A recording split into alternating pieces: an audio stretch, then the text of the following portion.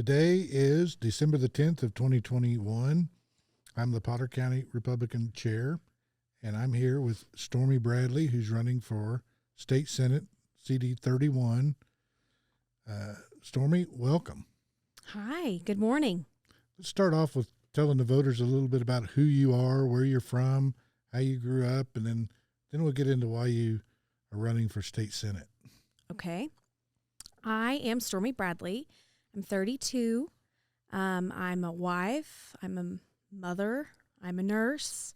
I'm a construction business owner, and I'm a steel manufacturing business owner. I serve on my school board and my hospital board locally. I live in Big Spring. I'm born and raised in this district. I was born in Odessa, lived and grew up in Monahans and Wink, and I've been in Big Spring now for a little less than 15 years, but a little while. So Big Spring is home now. Big Spring is home, yes, sir. So you're a nurse? I am, yes, sir. But do you practice nursing or do I keep my license up to date because nursing is a passion for me. I worked in the ER. I did some agency work in the ICU, but ER and OR primarily the fields that I worked in, some med-surg nursing as well. I have not worked a shift at the hospital probably in 6 years at this point. So you and your husband own some businesses. Tell us about those. Well, we started our construction business, Metal Solutions, to pay for me to go to nursing school. It was not something we really planned to grow, and it just organically happened. And then in 2016, we were consuming several $100,000 a month in materials. And so the feasible option was to start a steel company. And so that is my business. That's what I own that, and I operate that every day. So what do you do in the steel business? How does that work? So it's structural steel, I-beams, purlin, rebar. We make our own RU panel. We make our own trim. We can make it anyway. We have a CNC machine, and we can do 21 feet lengths. We also do stand-and seam roofs. Mostly it started to facilitate for my construction company, and my closest competitors are 90 to 100 miles away, and so people are driving the interstate to get there, and they would stop in, hey, can I buy that? Well, absolutely you can. And so we now do, I think we serve, probably a 60-mile radius in the Permian Basin. We have customers that drive from Odessa just because we have such a quick turnaround, because that's a speed and quality, not sacrificing on either. That's a very big priority for me and my business. That's interesting. So if I want to build a metal building or put on a metal roof, I call you, give you the measurements, and you produce it. Yes, I can build it through Metal Solutions, or I can just supply the steel for you if you have your own contractors or you want to do it yourself. That's interesting. Not many women in the steel business. Right. Well, that's good. So you've chosen to run for the State Senate district that Kel Seliger held for years, who's not going to run again. Correct. So what made you want to serve the voters of SD 31? Initially, I was really fed up with the stagnation. I thought we had a lot of talking and not a lot of action. And then when we did have action, it was watered down and not what we as voters would want. I felt like we were doing a lot of bargaining and settling. And then I'm not really haven't ever been very political. So once I decided this is what I was going to do, I'm a researcher. So I started researching, what does a state senator do? What are they responsible for? And I serve on my school board, and education. I mean, I think there's probably not a person that won't agree with that. There's a lot of issues in the education system. And so being able to directly influence that as a state legislator, really drew me to being a senator versus another capacity. And then all the ammo that you have with the Biden administration really makes it more appealing that not that I'm one person, I can change the world, but I am one person and I can influence, the turning point of where our country is going. And that the border and everything dealing with the federal government, restricting them and that type of thing. That's what has sucked me in. So you've stepped up to serve the voters, and you think that you have the capacity to represent the interests of the voters at the state capitol? I certainly do, yes, sir. So what do you think, let's just pick maybe, what are the 3 top issues that you think the voters of our Senate district are interested in having you put forth? Border security would be the number one topic, I think, not just in Texas, everywhere. I mean, we are all seeing the repercussions of the open border. I also think that sanctity, sovereignty in our nation is very important. I think we are lackadaisical in some of the things that we're doing. We go along to get along. We live in the greatest state, and we're not really living up to that right now. And then I would also say Second Amendment is very important, and right to life. I know the Supreme Court recently upheld our heartbeat bill, so that is a big win for us. And election integrity, I think we did a little something about that, but we lessened penalties. So, we need to reinstate the more severe penalties for voter fraud. And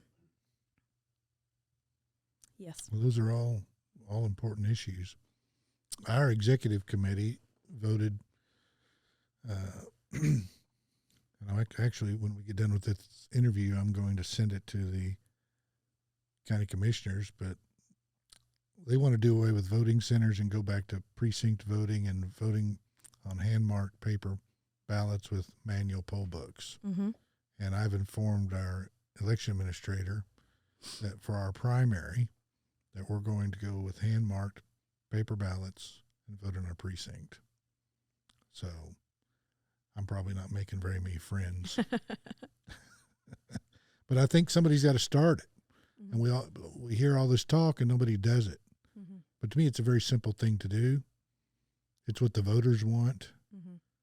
and it's easy. Mm-hmm. It'll be a lot of work for me because I'll have to run the whole election.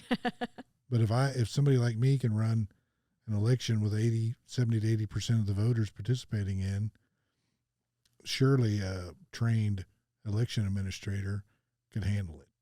Yes, sir. I'm old-fashioned anyway.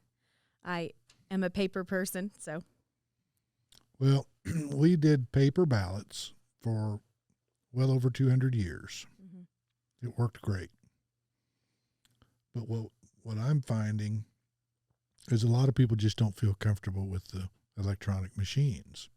And it was the left, the liberals, that were railing against them mm-hmm. for years. If you look at all the articles written on the electronic voting, it was the liberals that were against it. Mm-hmm. So I think it's a bipartisan issue. And if we just go back to what worked, the solution is paper. You can't screw it up. And what I plan on doing is we can, in our primary, but even if you did it in a general, we'll have a camera as we tally the vote. They can see the ballot. Yeah. 2 people are counting. You count 100 ballots. You check and make sure both judges have the same count. Mm-hmm. And if they do, you continue. If they don't, you go back and recount that 100 till everybody has the same count.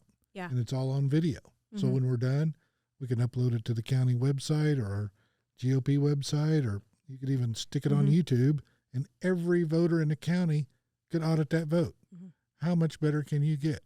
Why is that a problem? Clear cut, that's for sure. But why do our state legislatures not want to do that? I think there's indiscretions on both sides, and so this makes it convenient to blame the other party. I'm not familiar with the specifics maybe on why they would. That's my opinion. Well, that's another problem. Nobody knows. Yes. To me, it just doesn't make any sense to have electronic. And look at the money that the counties are spending on these electronic devices, millions upon millions. That's correct. Potter County is getting ready to spend nearly $1 million on new machines. Randall County, about $1.5 million. That doesn't need to be spent. It's just a waste of taxpayers' money. Mm-hmm. And we're the average size county in the state. Multiply that times 254 counties. Yeah, You're into the billions of dollars of taxpayer money that's being squandered and is being sent to a Lebanese billionaire living in a yacht off the coast of Florida instead of spending the money in our county, paying competent people and engaging the community and engaging the parties and voting in our precincts where the voters want to vote. Yes. Anyway, I didn't mean to get off on that tangent. That's just fine. That's just fine. But I think it should be a campaign issue. It is a very strong issue. The voters want hand-marked, hand-counted paper ballots. Let's give it to them. That's right. Let's do it. That's right. My best friend, she is from Sterling County, and they've always voted with paper ballots. Well, they recently started a diesel mechanic shop, and they live in Big Spring now in Howard County, and she's like, did not understand how to do an electronic ballot. The lady was a little bit harsh with her, and she was like, I'm sorry, I've only voted paper. I don't understand what to do. And so it was a shock for her, and she's 26 years old. It's an all age, issue. It's not just. So even a 26-year-old can vote on paper? Yep, we can. So how Big Springs in Howard County? Howard County, yes, sir. And y'all still use paper? No, Howard County uses, I guess it's like a merged, like a hybrid. So we have a slip of paper with the little end. You type it on the screen. It's like a briefcase kind of thing. Then it prints your paper back out and you verify. So you do it on a computer and it prints it out. And then you run it into a scanner, right? A scanner, yes, and then we put it in a bag. Like this is like almost like a trash can, but it's got a little slit in it. So we do something like that, like a box for it. Okay, so so what does that cost? All those machines? I am unsure of that.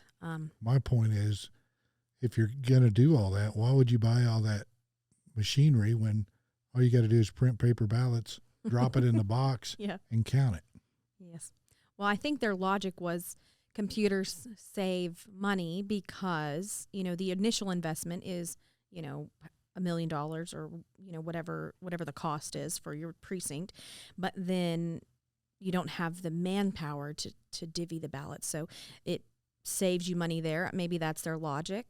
I don't know how correct or incorrect it is, but I do think a lot of people that are technology based, that is their stance is, yes, the upfront cost is more, but the, return is better because I'm safe, that's why people use robotics and things like that. It saves the manpower, it saves the mistakes is what you hope for, but doesn't seem like that's really what's going on these days.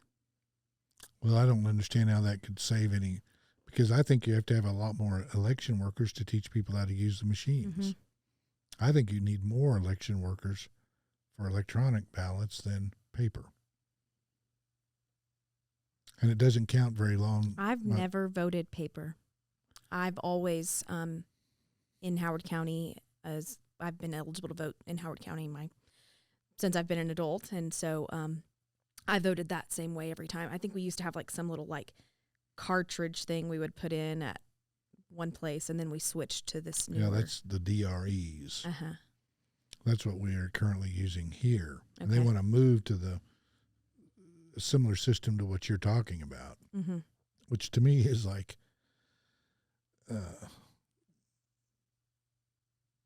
wearing a raincoat over a swimming suit. I mean, it just doesn't make any sense. It is When a all lot you of have to have is processes. paper. You have the ballot with your precinct number, numbered ballots. When people come in, they sign a manual book. They can check the box next Mhm. to their candidate. It's dropped in a box. It's a true secret ballot. Mm-hmm. When the election's over, we count the signatures. We count the ballots, put them in numerical order. You know there's no mistakes. Mhm. They match. Then you count. And I think you can count a precinct in 30 minutes to an hour easily, Mm-hmm. very easily. Teachers can help with that. They're masters.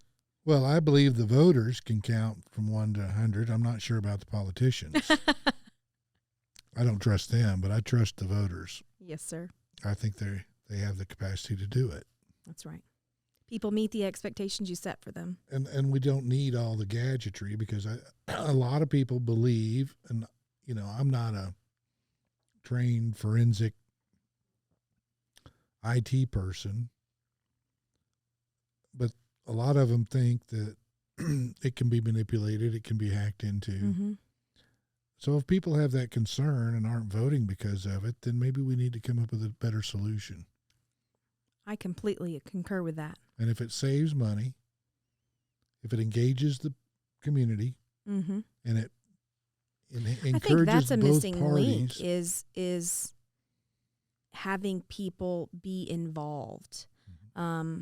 We have a lack of involvement politically, period. That's People are feeling like their integrity is at risk, so I'm just not going to vote. I mean, I hear that all the time. I don't vote anymore. I don't trust it. Well, They're going to pick who they want to win anyway.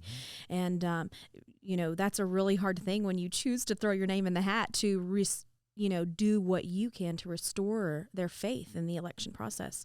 I know Howard County, in our most recent election, we had 8% turnout to vote. And I mean, I know it was an off year and just propositions, but my gosh, I was a little bit, took my breath away because I am running for office and I do, need people to turn out to vote, whether they vote for me or not, although I hope that they do. This is our foundational right and obligation. It's our responsibility. Absolutely. Yeah. Well, a lot of people just aren't engaged. And of course, we've tried to change that here by, I try to engage the voters, inform them, invite them to events, remind them about voting. And when I started that in 2018, we went to like 46% voter That's good. participation. We're pretty the good. only county that went positive for Republicans, and we did it by 44 points. So we're pretty proud of that. Mm-hmm. But it can be done. But that's where the parties need to be engaged, Mm-hmm. and they're not. Most of the Democrat and Republican parties, they barely go through the motions of what they have to do to run the business of the party, and it's a social club for them. I don't look at it that way. I think we need to do our job. Well, you're an advocate for the party. You're an advocate for us as candidates. That's right. And the voters. Most importantly to me is the voters. I want them to know what's going on, and I want their participation and their opinion, because the candidates should do what the voters want. Amen. Not the other way around. That's right. We are hired. That's right. By a vote, and we need to take that seriously. If we, that is another reason. I talked earlier about like the stagnation, and we got a lot of talkers and not a lot of doers. And I think a lot of times when people get into the seat, well, they think that it's done, and they got the seat, and now it's just do the job. But the job is do the voters' will. That's it. Yeah. And we forget that. I mean, we as a whole, we don't, as voters, are not holding our politicians accountable. There are people that do, But as a majority, we put our blinders up, Well, they think there's nothing that they can do, but they're wrong. 100%. Because they need to get involved with whichever party they associate with, whether it's Democrat or Republican. And if they'll work within that party structure, they can accomplish profound things. One person. That's right. And we need their participation. And if they'll get involved and they'll show up, step one is to vote in your primary. Yes. Because that determines whether you're a Republican or a Democrat. Right now in Texas, nobody's affiliated with any party. We're all independents. It will not be determined whether we're a Republican or Democrat until March 1. That's right. When we vote in that primary, whether it's Democrat or Republican, that is going to determine our party affiliation. And once you vote in the primary, that allows you to go to the precinct convention. And that's very important because those people that show up at that precinct convention can put forth resolutions. That's right. And then that will go to the county convention, and those will be voted on, and those will go to the state. And voting in that primary gives you access to attend all those events and have your input all the way through the system. That's right. You can become a delegate to the state convention and even the national convention if you show up at your precinct convention. Yes. If you don't show up, you're out. Yeah. So it's very important that people understand that. So if I'm just trying to do what I can here to educate people and let them know about that, and I think we're making some progress. But we're doing things like this, so I want the voters to know who you are as a candidate. And then we'll interview the other candidates. You've got at least one opponent. I think there's 4 of us now. Is there 4? There is. I hadn't seen any others on the SOS website having been filed, but we have till 6:00 on Monday. Next week, yeah. And then 5 days after that to get them entered. So yes. Who knows who'll show up at 5:59 p.m. Yes. Well, so far I don't think there's any Democrats in the race, and then there's 4 of us. But I know that I have filed, and I know one of my opponents has filed. I'm unsure about the other 2. I filed maybe last week. So why should now you mentioned the border, but do you have any ideas on what should be done there? Well, I think we need to stand up and do it. I think do it is, what do you mean by do it? I think we need to close the border. I think I mean, you hear this all the time, but you lock your home, you lock your cars, you know, close your gates in your backyard. We have a separation, and I think that we need to enforce that. The federal government does have the obligation to do that, but when they are not, I don't know about you, but if somebody's not doing something that I know needs to be done, guess what? I'm going to do it. And so I do think that we have the obligation to both hold the federal government accountable, because I think we're doing that somewhat. I know we filed some lawsuits and things like that, but the amount of, you know, catastrophic amount of people that are coming over every day. I mean, tens of hundreds of thousands are coming over. And if we don't make a stand right now, I mean, I said earlier, you know, it's not a Texas border crisis, it's a national border crisis. I mean, Tennessee, I was watching the news earlier, Tennessee is having, you know, a massive amount of fentanyl busts coming through, a lot of illegals coming through. Chicago, I mean, crime rates up across the board. And if we don't, it's our obligation, because it's our border, you know, so we need to do what we can to shut it down and have a process. I think America was founded on immigration. We are all immigrants. I think there's a very big difference in what we're doing now and the right way to do things. And I think we just need to enforce that, and then we can get a better process, a cleaner process to allow people to come visit us, move here, become citizens. Come legally. That's right. Come legally. Yeah. To me, if we have hundreds of thousands of people, or tens of thousands even, or even thousands, that's an invasion. Beyond, yeah. So to me, if I'm reading a history book and tens of thousands of people are pouring across a border, I would think that nation would rally troops and repel that invasion. Absolutely. But we just think it's okay. I don't know that we think it's Well, okay, I mean, but the American people, yeah. because they don't see it. Mm-hmm. They don't think it affects them. That's right. But all kinds of bad things can happen. Look at we can't even move cattle. Mm-hmm. I mean, you can't put cattle in with other cattle right away because of disease That's right. concerns. Yes, so sir. you don't know what diseases these people have that could be spreading across our country. We've Mm-hmm. seen that with the Chinese virus, but Mm-hmm. it's just illogical. Yeah. And it harms those people coming across, I think. Well, it does a lot of things. None of it's good. Yeah, financially, medically, population-wise. I mean, the spiraling out of control is a real thing, and the sooner we acknowledge that, the sooner we take a stand, a firm stand. I'm not saying we're not doing anything, but we're definitely not as firm as I would like to be on the issue. I think the sooner and the more firm that we make the stand, I think then we can begin to move in the right direction.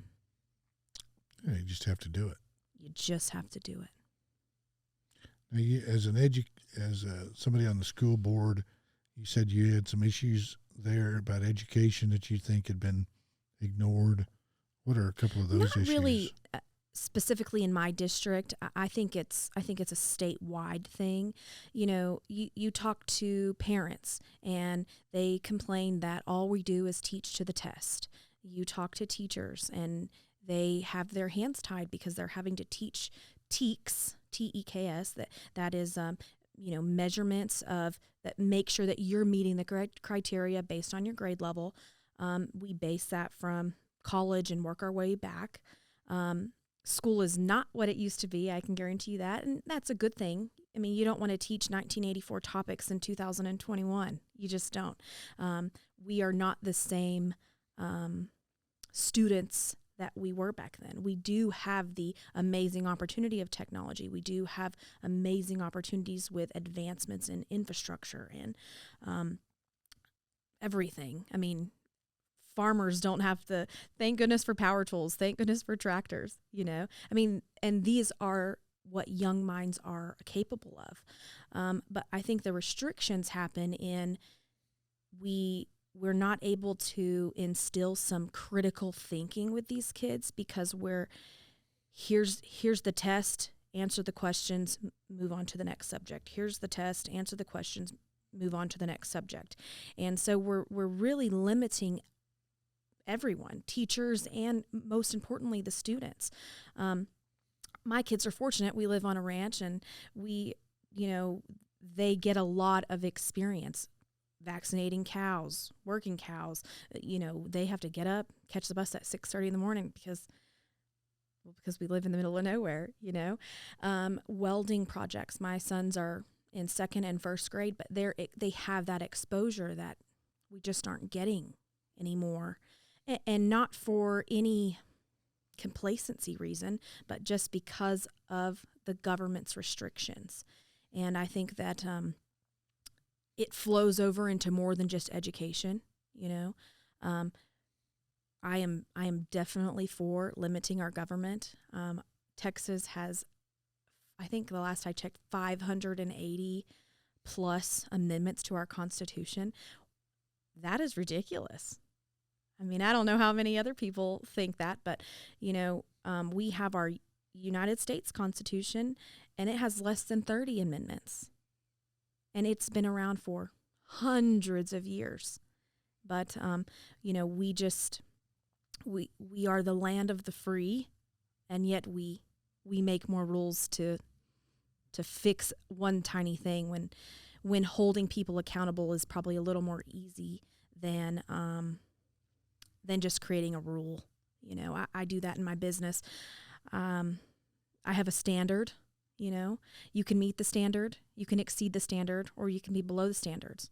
I don't have to hire you or keep you if you're below the standard.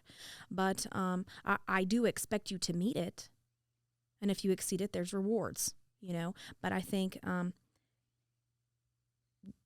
I understand where they were going with the Common Core and all those things, because it is important. You want to make sure I may be doing great in my school district and you may be doing terrible in your school district. And so I understand the need for this regulation, this rule, but at the same time, that's why we have school choice. That's why we have a free market.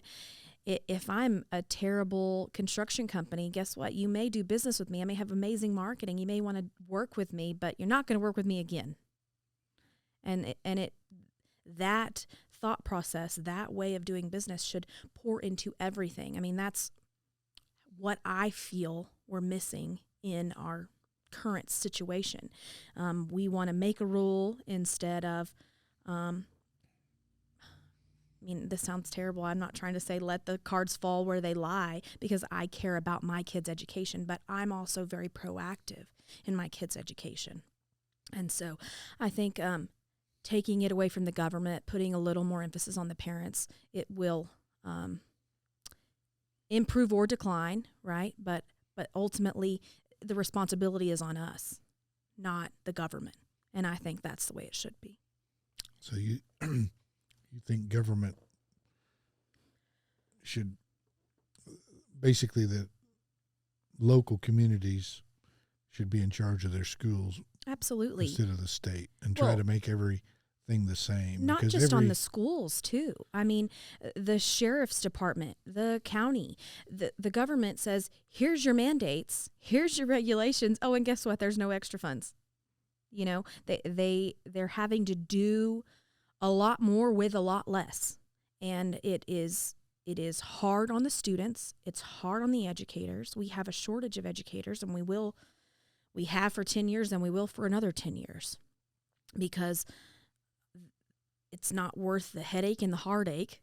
Your passion can only get you so far, and then the real world comes in, and you get defeated some days.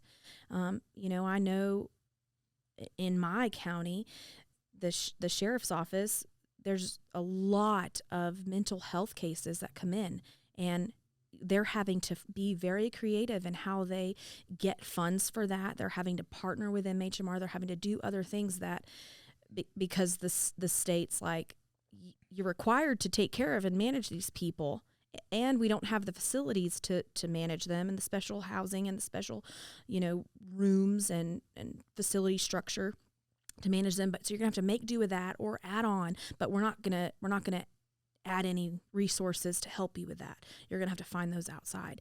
And so it is across the board.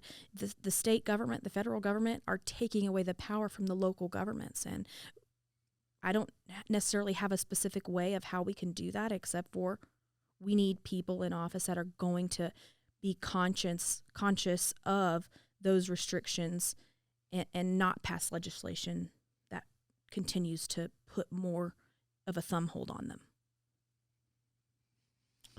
Yeah, I think the most important political subdivision is your county. Absolutely. But what happens is state and federal government comes in with money. Yep. And once they take the money, they're under the control of the federal government. And then it's one size fits all. Mm-hmm. And you lose that ability. Individuality. That's one amazing thing about this district. We have a large ag community. We have a large, ag and food service community. We have a large manufacturing community. We have a large construction community. And we also have a large oil and gas energy community. They each make up 12 to 20% of what this district is. And, if you can't focus on one thing, you have to be vast enough to understand and comprehend and communicate on all the levels. Cotton is huge down south where I am. Cattle is huge up north here. Y'all also have some energy things, wheat, corn. I mean, to understand, I know they say business is business, and I fully agree with that. But planting cover crops and not tilling, and we do completely different things down south. That's what I'm calling it because it is south from here, but we don't call it south when we're there. We're West Texas. But, our challenges are different. And if you don't know how to communicate to these people, you don't know, go to the gin, go to their farm, go to their co-op and talk to them, well, then you're not doing yourself any service, in my opinion, because how can you earn the votes if you're not representing the people, number one. And number two, if I am centralized in one thing, I'm not benefiting the other part of the district. And our district is so dynamic and it's amazing. We are the number one cattle producer in the nation. We are also the number one energy producer in the nation. Texas has the 9th largest economy in the world, and that is primarily based on Texas. We're in West Texas. West Texas, this district. I'm not saying the other ones aren't important, but we do have such a vast this district and District 28. We have 46 counties, each district does, and we have to cover not only a lot of territory but a lot of industries. And I think that honestly, God equipped me for that. I met my husband. I don't have nearly the amount of cattle that you have, but, I have 30, 40, 50 head, depending on, how many babies we end up with at the time. And then I work in the oil and gas industry with those guys. I also build for farmers. We goat and sheep farmers. I love them. They're entertaining, and the little babies. And anyway, it takes a special person to run for this district and represent this district. And so it excites me, makes me a little nervous because no one wants to sell themselves that they can do everything. But we also have the obligation to the voters as candidates to represent them well. Well, I think that's what the voters want. They want somebody that's like them. Mm-hmm. It's got common sense, that wants to solve the problems. I think a lot of people have the perception that politicians like to talk about problems but never actually fix them. I've heard that a time or two. So I'm trying to think what Austin produces that we don't. The only thing I can think of is a lot of hot air. Yeah. So they should be maybe running hot air balloons or something down there. I am the doer of my family. I run 2 businesses, go home every day at 3:00, cook dinner for my family. We live in the middle of nowhere, so if we're going to eat in town, we better just stay in town and eat that way. So, I'm on a very strict schedule. I get my kids on the bus every day at the same time. I come home at the same time. But if you ask anyone that knows me and is associated with me, I am very, very productive in my day. I am a decision maker. I'm not afraid to have hard conversations. I'm not afraid to be the doer. And my husband and I are a really good team. He's the visionary in our businesses, and I am the implementer of the plan. You make it run. That's right. That's right. Well, that's good. That's fantastic. Well, you got to get back to Big Spring. Yes, we're going to go look at the Christmas lights tonight. And my sister is graduating RN school tomorrow. So I'm going to go to her graduation. Tell her congratulations. I will. From the Panhandle. I will. She knows I'm here, so. Well, is there anything you want to tell the voters or why they should choose you over any of your opponents? Well, it is difficult to single yourself out when we're all Republicans. I mean, we are all probably close the border, limit government, those kind of things. You don't disagree on any of the issues. We don't disagree on the issues, but I think the thing that separates me is I am an everyday Texan, born and raised in this district, and I can very well represent this district. I'm not promising to know everything, but I'm dang sure promising to find out what I don't know. I am very big on education in schools and in life. I read 5 to 8 books a month. If I don't know something about something, I'm going to figure it out. And I think if we're not doing that, we're not representing who we should in the proper way. So that's what I would say about myself is I'm as qualified, and if I am lacking in an area or two, it won't be for long because I dang sure will figure it out and ask the people if I don't have the answer. Well, that's great. So you're a small business owner. You meet the age requirements and the voting requirements and the residency requirements, so you're qualified. I am qualified. Isn't that crazy? Doesn't take a lot to be qualified to be a politician. To fill out the application and file for office, no. Well, my point is, to be a doctor or a lawyer, you have to, lawyers have to go through a lot of schooling and testing and pass the bar and blah, blah, blah. Mm-hmm. But politicians, all they do is fill out a form. That's right. I think our forefathers wanted it that way. I get kind of comments on my age and my femininity sometimes, but our forefathers were in their 20s. Some of them were in their early teens, late teens. I am no less qualified than anyone else.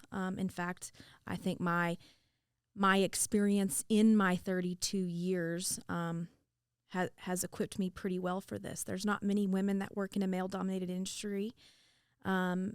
Here, I run 2 successful businesses.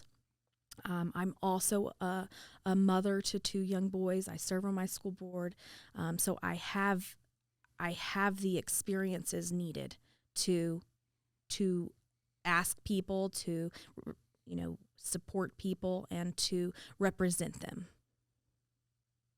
I think that's all we need. I think you can overthink something, and yes, I think we tend to way overcomplicate things, and right. I believe we need to simplify things. Back to my voting idea. Yeah. Keep it simple, make it fun, and get it done. People want people that are like them. Mm-hmm. People want to know that I understand you, and I care about what you care about, and I am going to fight for you.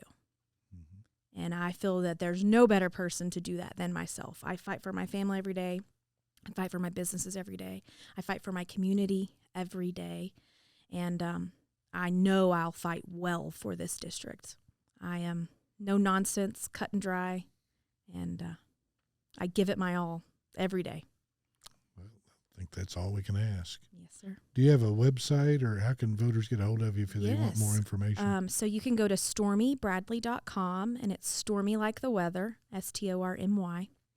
That'll tell you everything about me. You can donate there, which I hope that everyone can. And then you can also see, my stances on the issues. Have a cell phone number on there if you would like to reach out and speak to me specifically, as well as a mailing address to receive mail. So, and say that again. StormyBradley.com. Is that BRADLEY? That's correct. All right. Well, we thank you so much for coming by, and good luck in your race. Thank you very much. And have a safe trip back to Big Spring. Yes, sir. Thank you. Bye.